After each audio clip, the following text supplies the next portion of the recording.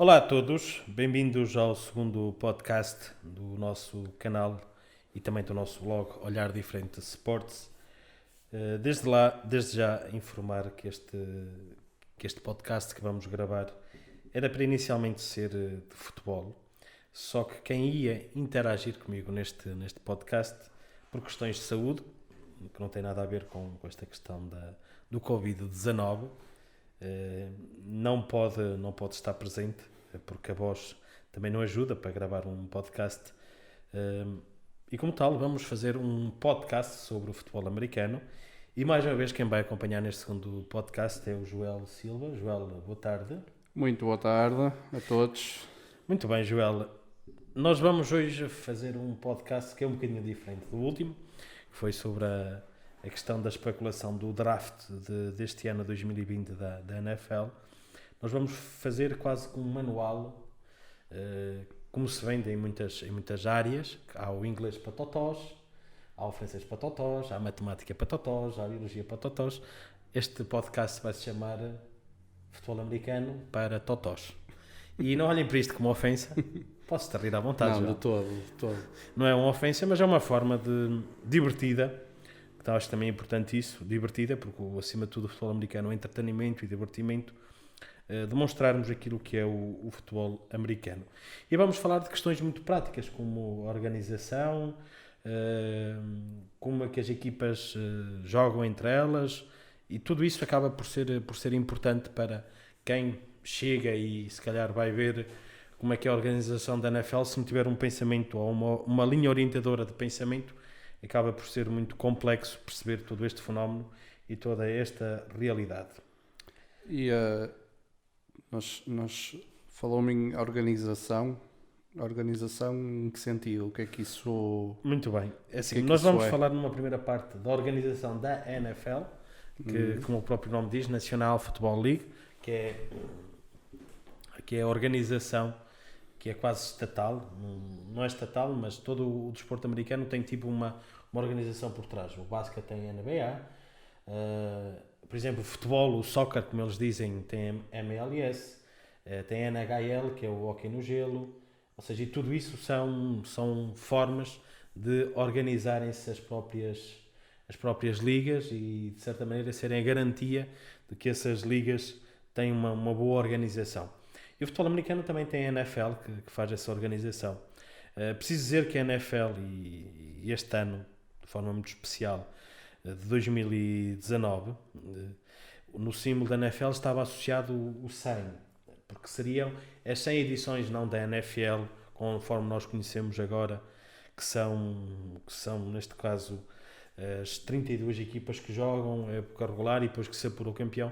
Mas uma das ligas que está na origem da NFL, que é a National Football League, com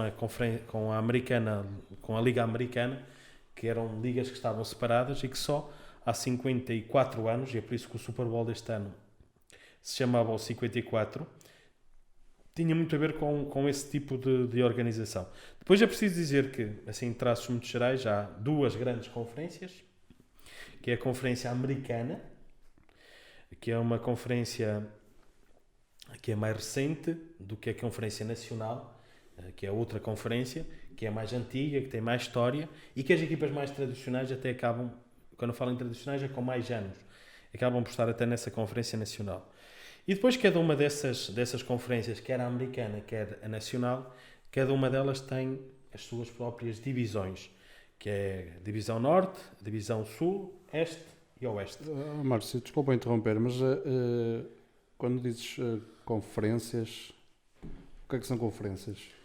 Conferências são organizações e, por exemplo, pegando no exemplo do basquetebol, nós temos, por exemplo, no basquetebol Este e Oeste, duas conferências. Uhum. E aí há uma linha geográfica das equipas do Oeste com as equipas de Este. Ou seja, aí é fácil nós concebermos como é que é essa organização. Okay. Quando falamos do futebol americano, não é uma divisão tanto geográfica, mas é à luz daquela tradição que eu falava, que é que as equipas que eram antigamente da Liga Nacional são da National Football League, que é da conferência. E aqueles que são da Conferência Americana são aquelas equipas que são mais recentes. Se bem que isto não é... Isto assim em termos gerais, na maioria das equipas é isso que se passa, mas há muitas equipas também na Conferência Americana, porque é aquela que nós dizemos que é a mais recente, também que já tem alguma história, que também já tem um passado muito grande, mas é acima de tudo este tradicionalismo.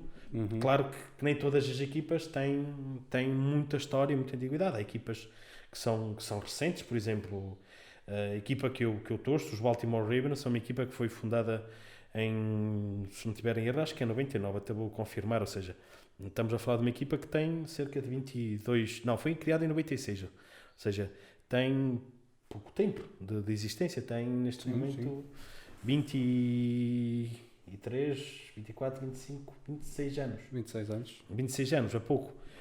Falando, por exemplo, outra equipa que também tem pouco tempo, a equipa dos Tampa Bay Buccaneers, que é uma equipa que foi fundada, e até há um episódio muito engraçado.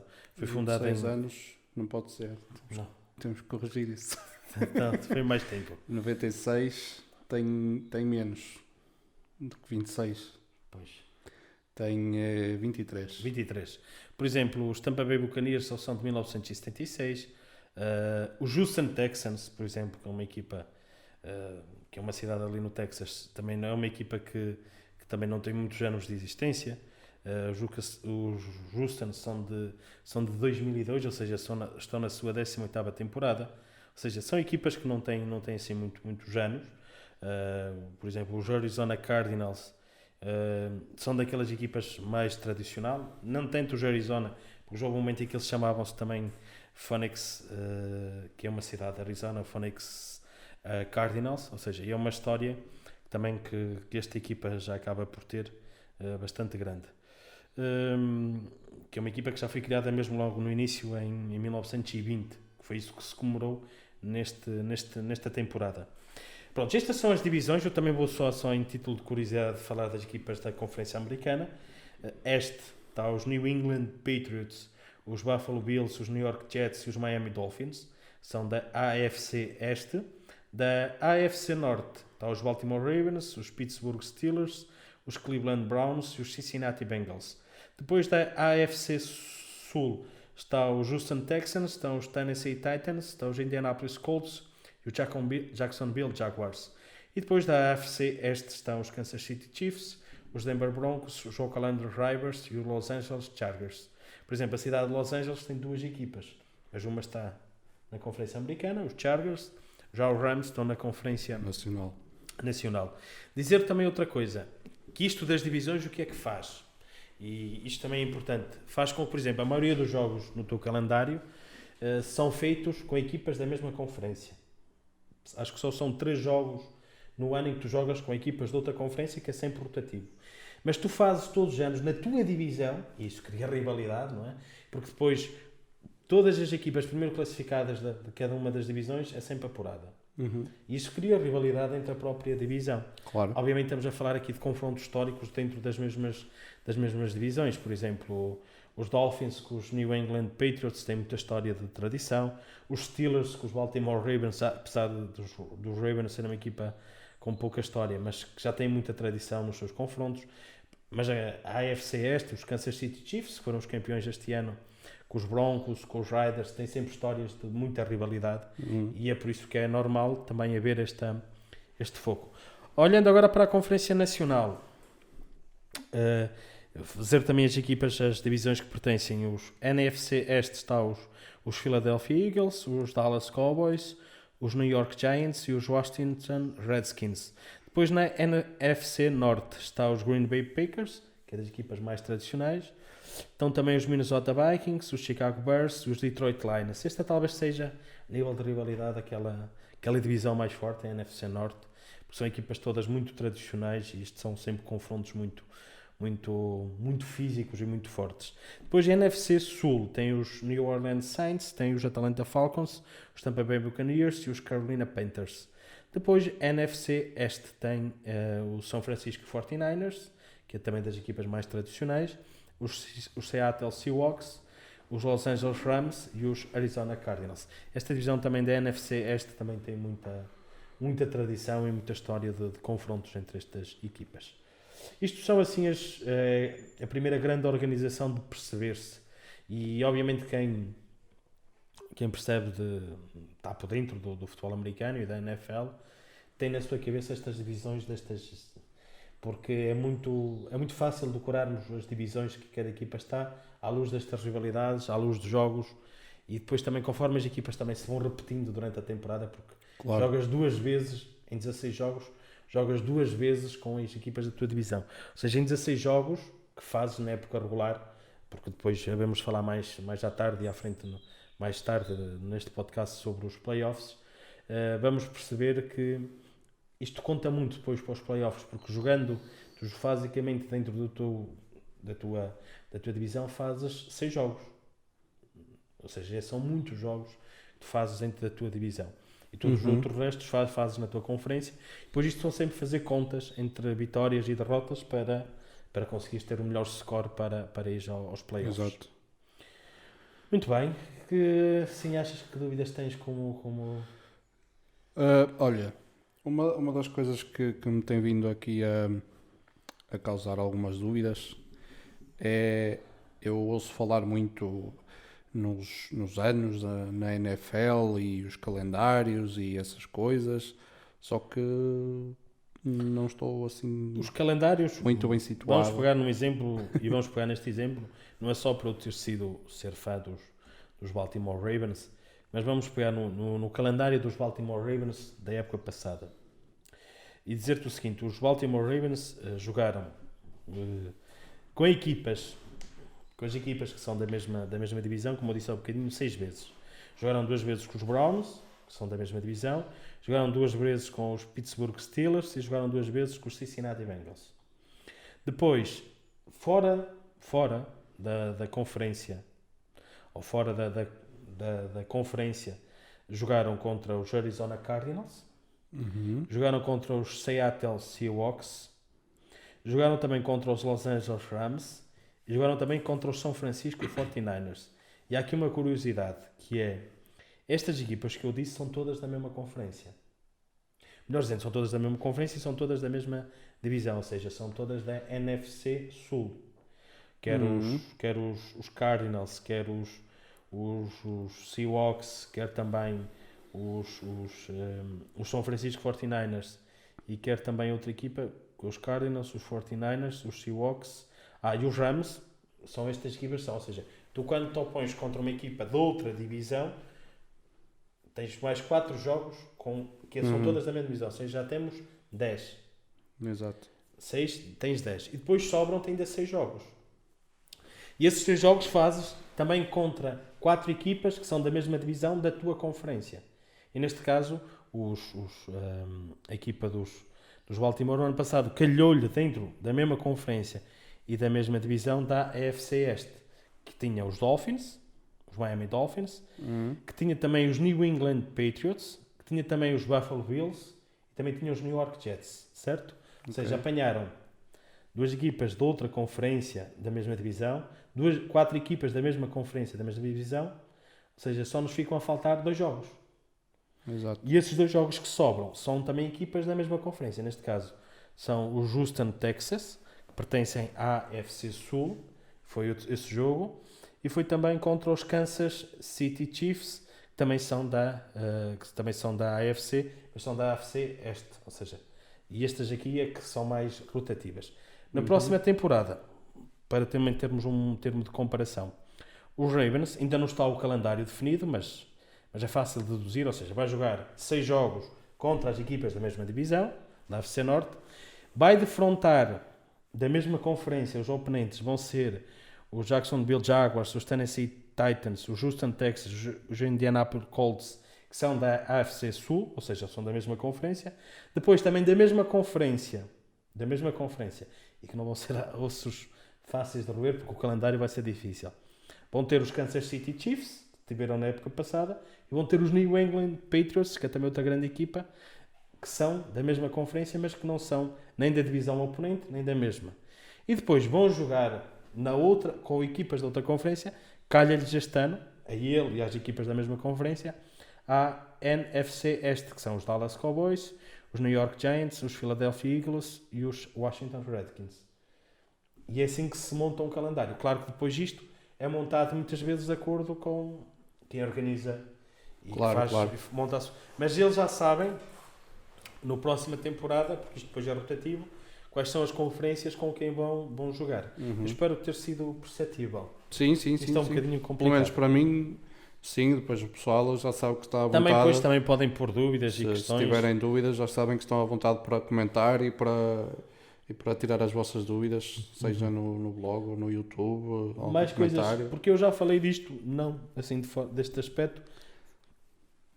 Falei mais no college, aqui não falei tanto, mas a questão parte muito por aqui, esta organização do calendário. Claro. Márcio, outra coisa, e eu tenho a certeza absoluta que para quem, tal como eu, não está dentro disto, como é que está constituída uma equipa de futebol americano? Ou seja, Refere-se mais ao plantel. exatamente, o plantel, como é que isso... Assim, Como é que eles se organizam? O que é que têm? O que é que não têm? a nível de plantel é preciso ter em linha de contas o seguinte. Quando começar a época regular, nós estamos a falar que a época regular começa sempre ali pelo primeiro fim de semana de setembro, grosso modo. Primeiro, segundo também depende depois de quantas semanas tiver o mês de setembro. E normalmente aquilo que acontece é um fenómeno um bocadinho complicado porque há um limite. Tu tens de ter os teus jogadores. E cada plantel semanalmente tem que inscrever os seus 53 jogadores. Ou seja, tem que dizer à liga quais são os 53 jogadores que são elegíveis. Depois há uma chamada Reserve List. E esta Reserve List são os jogadores que estão lesionados. Estão de reserva. O clube, neste caso a equipa, a franquia. Também eu vou utilizar muitas vezes este termo franquia, só para esclarecer. Franquia significa equipa, que é um termo mais americanizado, mas é franquia.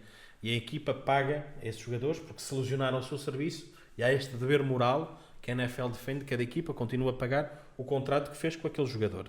Claro. Depois, podes ter uma lista de reservas. Isto também é limitado. Que são os chamados Patrice Squad, que são jogadores que praticam na equipa, ou seja, são jogadores que treinam todas as semanas e que podem entrar nos 53 que semanalmente são convocados ou pode ficar fora.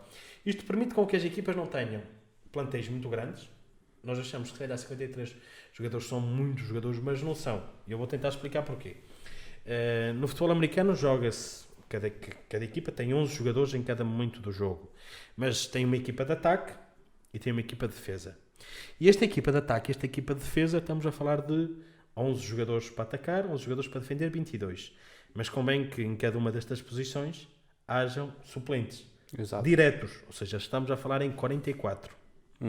Depois há uma coisa que se chama equipas especiais. Equipas especiais são para momentos também especiais do jogo. Por exemplo, o jogo começa com um pontapé da equipa no sorteio, que é uma moeda ao ar, com certeza que já viram isso, que é uma foto muito comum, se atira a moeda ao ar. Há uma equipa que ganha a moeda ao ar que diz se quer passar a bola ao adversário e começar a defender, porque depois na segunda parte é o inverso, ou se quer começar a atacar. E também a outra equipa tem que lhes devolver a bola para eles começarem a atacar. E essas equipas de quem recebe, ou seja, há um pontapé que é dado nas 20 jardas, 20 jardas são os 20 metros que estão lá assinalados no campo, dá um pontapé, há um ou dois jogadores que estão na linha mais do fim, mesmo podem estar mesmo fora do campo, da linha, que não importa, recebem a bola e, se devolverem a bola, é necessário que os jogadores da frente das chamadas equipas especiais abram espaço, segurem a outra equipa que vem para te bloquear, para não te deixar atacar, mas se tu puseres o joelho no chão, o jogo já sabes que vai começar nas 20 jardas a atacar. Okay. Podes-te querer achar que se calhar os outros costumam ver e confias muito na equipa e queres ganhar mais que 20, começares nas 30, nas 35, ou podes até fazer touchdown. Pois. Há muitas histórias touchdown, isso chamam-se as equipas especiais. Por exemplo, tu vais fazer um pontapé aos postes, aí entram também equipas especiais. Tu vais fazer um chamado punt. O que é um punt? Tu tens 4 possibilidades de atacar o teu adversário, ou seja, ir ultrapassar, tens 4 jogadas para fazer 10 jardas. Tu chegas à terceira jarda e ainda te faltam 5, a terceira possibilidade. Ainda te faltam 6 jardas, por exemplo.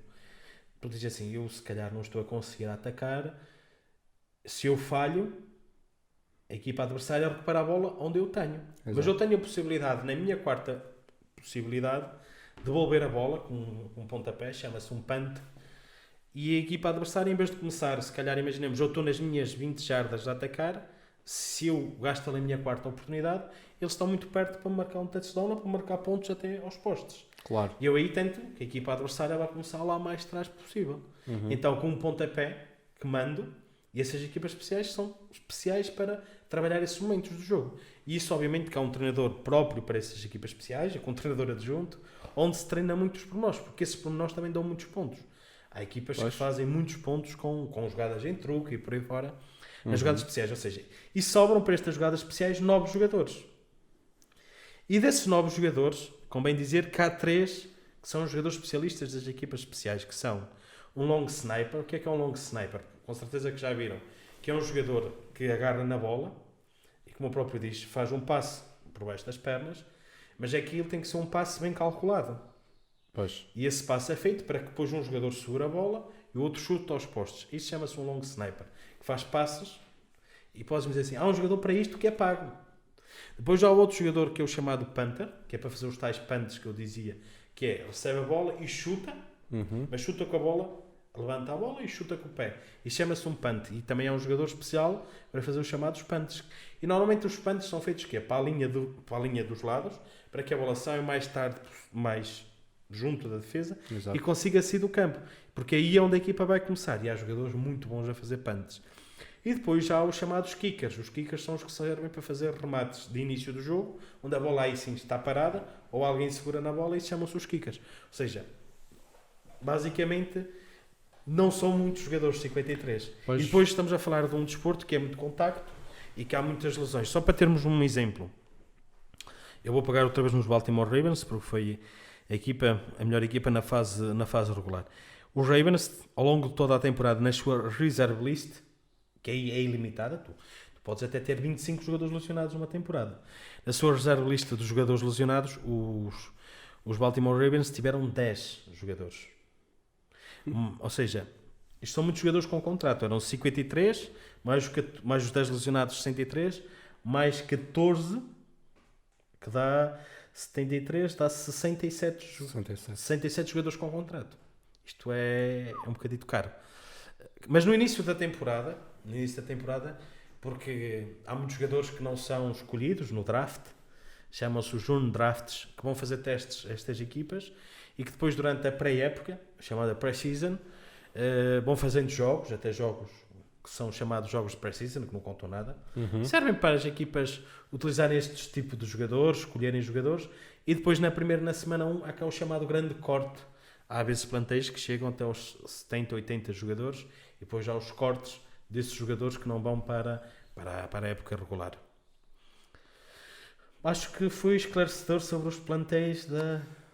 Eu estava aqui focadíssimo a ouvir e sim, pelo menos eu percebi muito bem, extremamente bem até.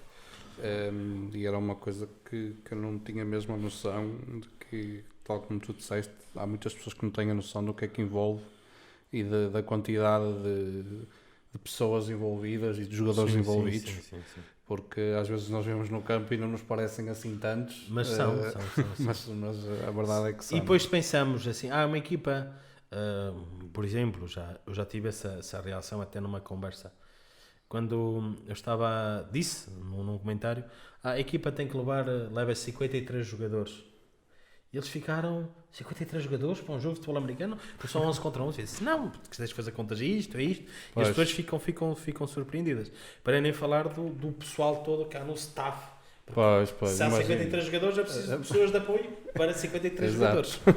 Estamos a falar de comitivas de 250 pessoas por jogo que cada equipa tem.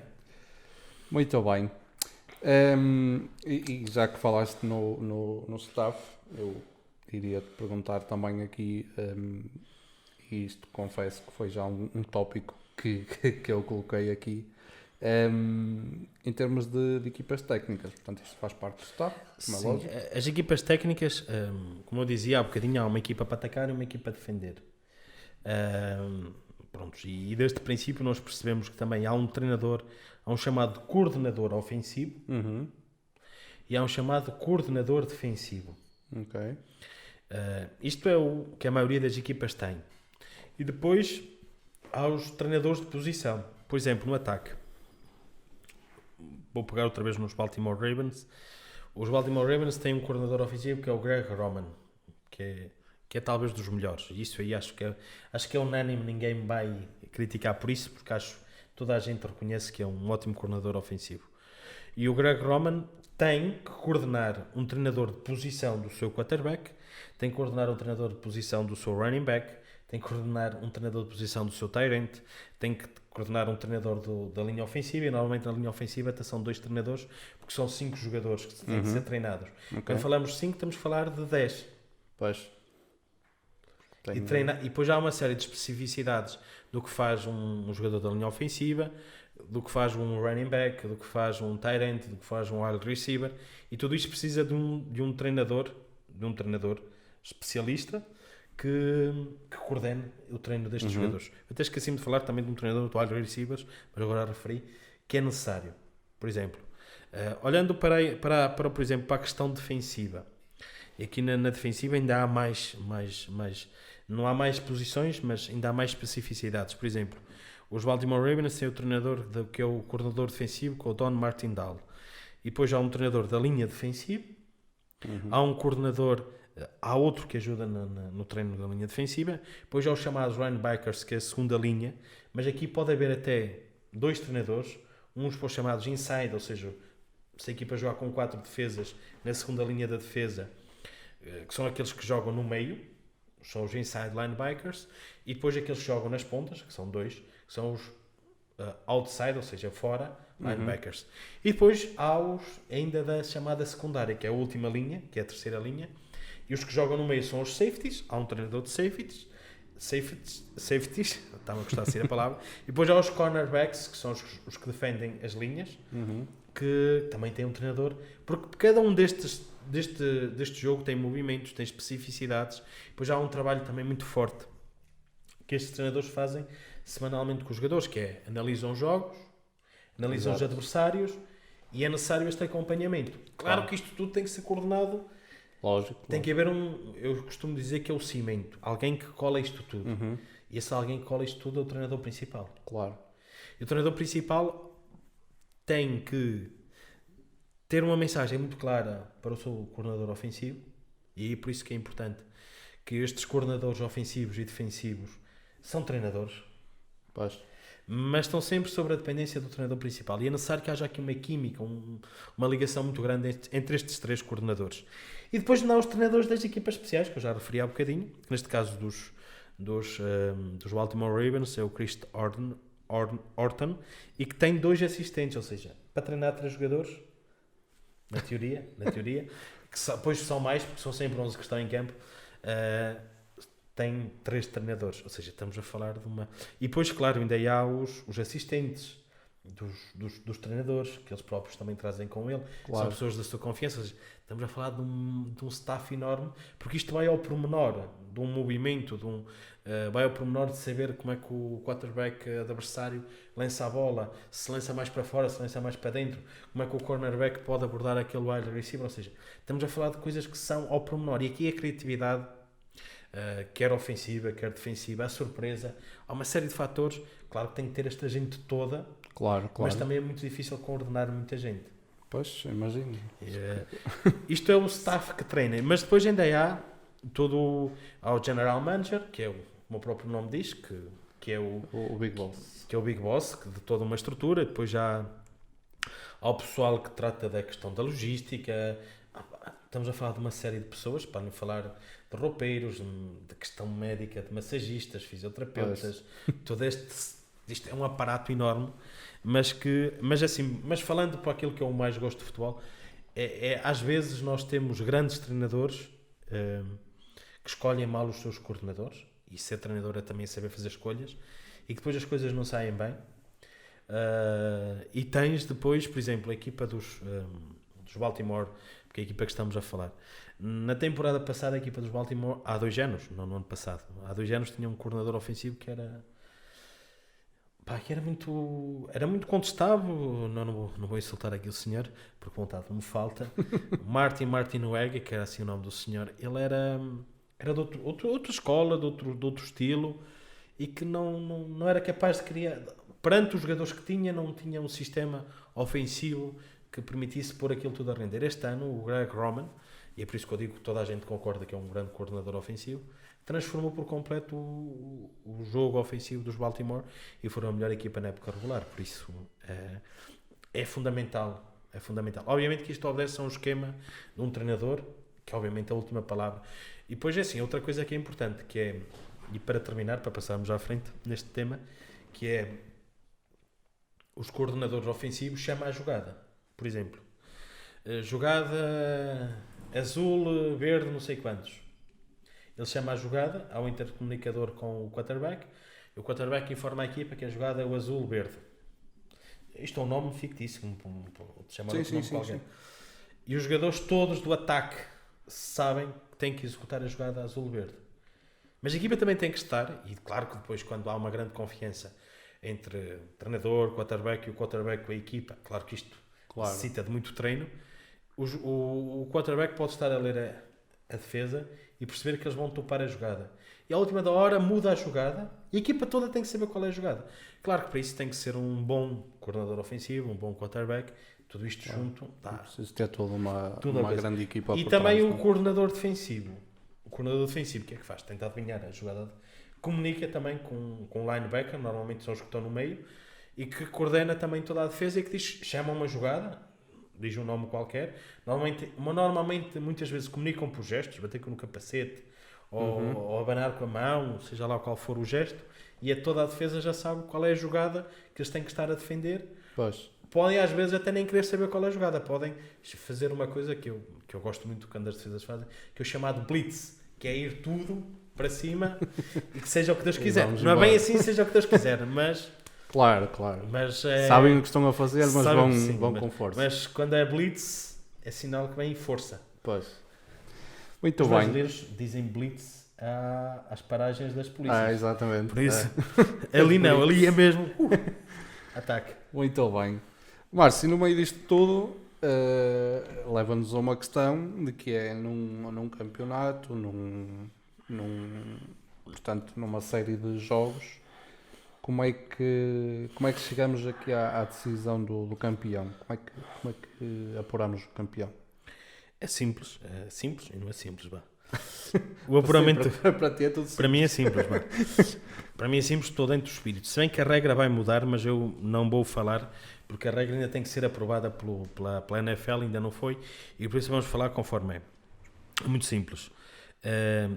Apuram-se de cada... Eu falei há bocadinho de conferências. Apuram-se 6 equipas de cada conferência, ou seja, o campeão de cada divisão, dos 4 lados, dos 2 lados, apuram-se os 4 campeões de divisão, e depois apuram-se 2 equipas, que são as equipas segundo melhor classificadas, com melhor score. Por exemplo, na temporada passada, só para termos uma ideia, na conferência americana, que é a conferência dos Baltimore Ravens, mas também é do campeão, dos Kansas City Chiefs, as equipas que se apuraram para os playoffs foi os Buffalo Bills, que eram da AFC Este, e os Tennessee Titans, que era da conferência do Sul, que era do AFC Sul. E estas 2 equipas, ou seja, ficaram em segundo lugar nas suas divisões. Ganhou os New England Patriots, ganharam a conferência, ganharam a sua divisão, e os Tennessee Titans perderam para os Houston Texans no Sul. Eles tiveram o seguinte score, por exemplo, só para termos aqui uma ideia. Os Buffalo foram o segundo da AFC Este, mas tiveram o mesmo score de vitórias e derrotas do que os Houston Texans, que foram os campeões da AFC Sul, que foi também 10-6. 10 vitórias, 6 derrotas. A segunda equipa da AFC Sul ficou uma vitória e com mais uma derrota, que foi os Tennessee Titans, ficou 9-7. E depois, por exemplo, uma equipa que fez 8-8, e já houve equipas com 8-8 a ir para a fase seguinte, que foi os Pittsburgh Steelers, que não avançaram. Estas foram as 6 equipas que foram apuradas da AFC. Do outro lado da NFC, só para termos também uma ideia, foram apuradas cada um dos campeões. Só para termos uma ideia, foi apurado em primeiro lugar foi os São Francisco 49ers, que foram a equipa que fizeram melhor score. Foi também apurado os Green Bay Packers e foi também apurado depois o outro campeão. Deixa eu ver se eu encontro aqui no instante. O outro campeão depois foi os New Orleans Saints e depois foi os Philadelphia Eagles da NFC Este. Só para teres uma ideia, os São Francisco, os Green Bay e os New Orleans tiveram 13 vitórias e 3 derrotas, que é ótimo numa temporada. Pois. E os Philadelphia Eagles já tiveram 9-7. Mas aqui ainda é mais curioso. Mas os Eagles ganharam a sua divisão, apurou-se nos 4 primeiros lugares. Porém, por exemplo, os Seahawks, que ficaram em segundo na NFC Este, tiveram melhor score que os Eagles, tiveram 11-5. Mas não ganharam a divisão deles. Quem ganhou foi os São Francisco, 13-3. Okay. E os Minnesota Vikings, por exemplo, fizeram 10-6, melhor também que os Eagles, mas quem ganhou a sua divisão foi os Green Bay, que fizeram 13-3 também. Ou seja, depois disto, depois de fazer este apuramento dos 6 melhores, por exemplo, os Rams, por exemplo, fizeram 9-7, ou seja, mais de 50%. Pois. Que ficaram em 7º lugar na NFC. Na conferência. E mesmo assim não lhes permitiu irem aos playoffs. Ou seja, isto às vezes é muito, muito complicado. Pois. Às vezes, porque normalmente a ideia é, se conseguir-se acima dos 50%, tendencialmente consegue-se apurar para os playoffs. Mas às vezes nem sempre é assim, porque é muito competitivo e é muito difícil. Depois o que é que acontece nestas 6 equipas? A partir daí não há confrontos entre conferências. Estas 6 equipas jogam na sua conferência, as outras 6 equipas jogam na sua conferência. Então o que é que acontece? Por exemplo, o terceiro classificado joga com o sexto, no chamado jogo do Wild Card, que é o jogo que lhe dá acesso ao cartão, ou seja, à fase seguinte, e o quarto joga com o quinto. Por exemplo, na NFC Este jogou os Saints com os Vikings, Okay. e depois também os Eagles, que jogaram com os Seahawks. E atenção, os Eagles, apesar de ter pior score com os Seahawks, o facto de terem ganho a divisão permitiu que jogassem em casa. Pois. Mesmo tendo só 9 vitórias e 7 derrotas, e tendo até a mesma classificação com os Rams, que ficaram fora, mas ganharam a divisão deles. Não há problema. Meu amigo. É por isso que há esta organização, que às vezes é difícil de perceber. Do outro lado, as 2 primeiras equipas têm uma semana livre. E esta semana livre é muito importante. Porque nessa semana livre permite recuperar jogadores que estão com uma outra mazela física, permite a equipa descansar, porque são 17 semanas, tens sempre uma semana de descanso mais ou menos. Umas têm mais no início, outras têm mais no meio. Dá-te esse tempo para tu descansares a equipa. E depois também é fundamental, porque muitas lesões, muitos jogadores, etc. E consegues de certa maneira operacionalizar a equipa de forma diferente e melhor para os jogos que aí bem. No outro lado, as 2 melhores equipas foram os Baltimore Ravens e os Kansas City Chiefs, descansaram, e os Patriots jogaram com os Tennessee Titans, e os que ficaram em terceiros, e os quartos, os Houston Texans, jogaram com os Buffalo Bills. Dizer que, por exemplo, agora olhando para a NFC Este, eles jogaram depois entre eles, os Titans ganharam os Patriots, e apesar de terem ficado em sexto, depois foram ganhar aos melhores classificados, que é os Baltimore Ravens, e depois os Chiefs ganharam aos Houston Texans, que tinham ganho, e depois há a final, que é o final de conferência, neste caso os Chiefs contra os Titans, ganharam os Chiefs. Do outro lado, os jogos foram um bocadinho similares. Neste caso, a equipa de São Francisco e de Green Bay também descansaram, e depois foram avançando até que na final jogaram estas 2 equipas, acabaram por ser as melhores, jogaram entre elas, e acabou por depois ir à final a equipa de São Francisco, que depois veio a perder com os Kansas City Chiefs no chamado Super Bowl, que é um acontecimento histórico. Acho que isso não precisa estar aqui a explicar muito, acho que qualquer leigo sabe o que é o Super Bowl, e no Super Bowl a equipa dos Kansas City Chiefs ganharam por 31-20 aos São Francisco 49ers. E o Super Bowl é sempre no primeiro fim de semana de fevereiro. Ok. Muito bem. Portanto, fazemos, se calhar, aqui um intervalozinho. Vamos fazer. Até porque já estamos com algum intervalo. tempinho, e depois falamos a seguir do college. Exatamente. Vamos falar a seguir do college, também um bocadinho Perceber. mais ou menos aquilo que falamos sobre a NFL, também para percebermos aqui as diferenças entre um e outro. Mas para já vamos fazer um pequenino intervalo e já voltamos.